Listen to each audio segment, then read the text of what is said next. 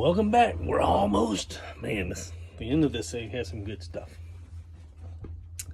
Section J, strengthening and enforcing labor, workplace health and safety, anti-discrimination, and wage and hour standards across all employers, industries, and sectors. Now, two sections before this, it said they're guaranteeing a job, family sustaining wage, adequate family and medical leave, paid vacation, retirement security to all people. Two sections later, they want to strengthening and enforcing labor, workplace health and safety, anti-discrimination, wage and hour standards across employers, industries, and sectors. Why does that even need to be in there if the government is guaranteeing that we already have a job that's perfect? So as far as I'm concerned, that's irrelevant. Section doesn't need to be there.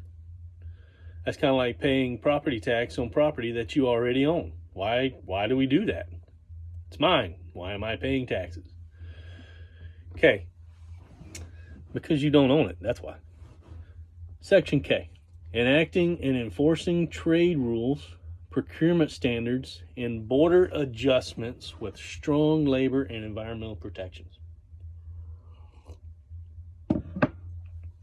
Let me reread that because it's got two more sections under it. Enacting and enforcing trade rules, procurement standards, and border adjustments with strong labor and environmental protections. Little I, which is a 1, to stop the transfer of jobs and pollution overseas. To grow, II, section 2, to grow domestic manufacturing in the United States. Now it says to stop the transfer of jobs and pollution overseas.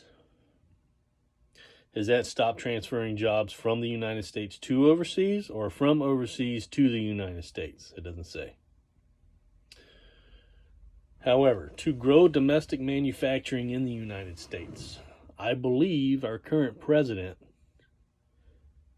has done nothing but get slammed for trying to bring domestic manufacturing back in the United States. I'm pretty sure our administration currently has been slammed over and over and over for that exact thing. And if you're going to stop the transfer of jobs and pollution overseas, I'm assuming it's talking about leaving the United States and going overseas with the job. I think that's kind of out of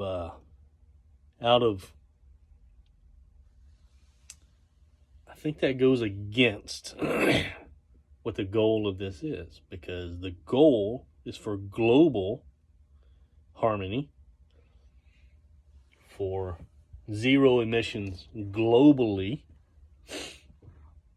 And if a company can go overseas and make a product for a 16th of what they can here in the United States because certain people want to tax at 56% those companies,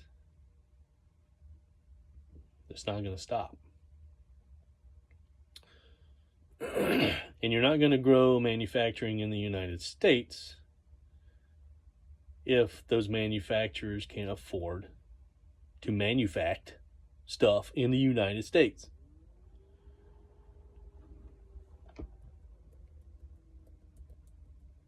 There's a reason it all left to begin with.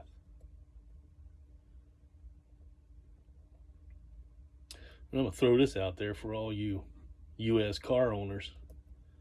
Look on a few of the pieces in that car. It doesn't say made in the United States. I can guarantee you that. L, ensuring that public lands, waters, and oceans are protected and that eminent domain is not abused. Ensure that public land, water, and oceans are protected. How are you going to do that?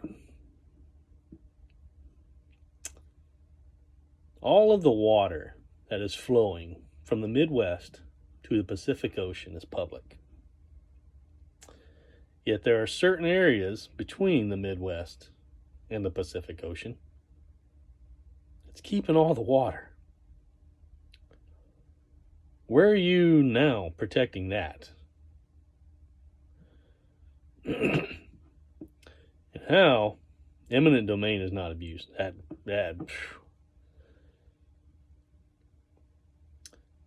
Every city, state, and federal government, if they want a piece of land, they take the piece of land. You might need to define abuse. What does not abused mean? Because as far as I'm concerned, if it's my piece of land and the city wants to put a road there and they take it for eminent domain, it's abused. I don't care how much money you give me. If I don't want to sell it to you and you take it, that's abused.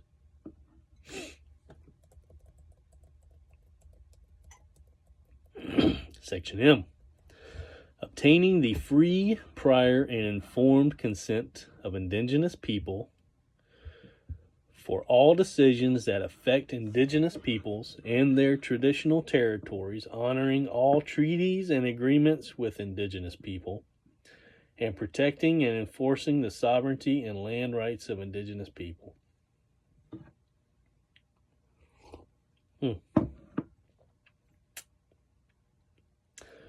Very much I got to say about that, but let's just take Alaska, for instance. There's a lot of different tribes, different indigenous people here in Alaska, just based off of where their families grew up in the state of Alaska, in the land. Dictates how they lived, what their houses were, what they hunted, where they migrated to, their clothing, their history, dictated everything. Just where they were in Alaska. Now, if you have indigenous people, like say in Alaska, but Alaska has a non-indigenous person running it, this isn't going to get fulfilled. And you can take that to the lower 48 for Native American. I'm not sure what they call them down there, but refuge or villages or whatever the land is that they give them. If the person that runs the state that those indigenous people are in is not indigenous, it's not going to happen. They're always going to fall what's best for where the money's at in the state, period. In the state, the money is in the cities, and that's not where indigenous people are. So, even take Hawaii, for instance. Take Samoa. I'm pretty sure that the money is what dictates what goes on with those states.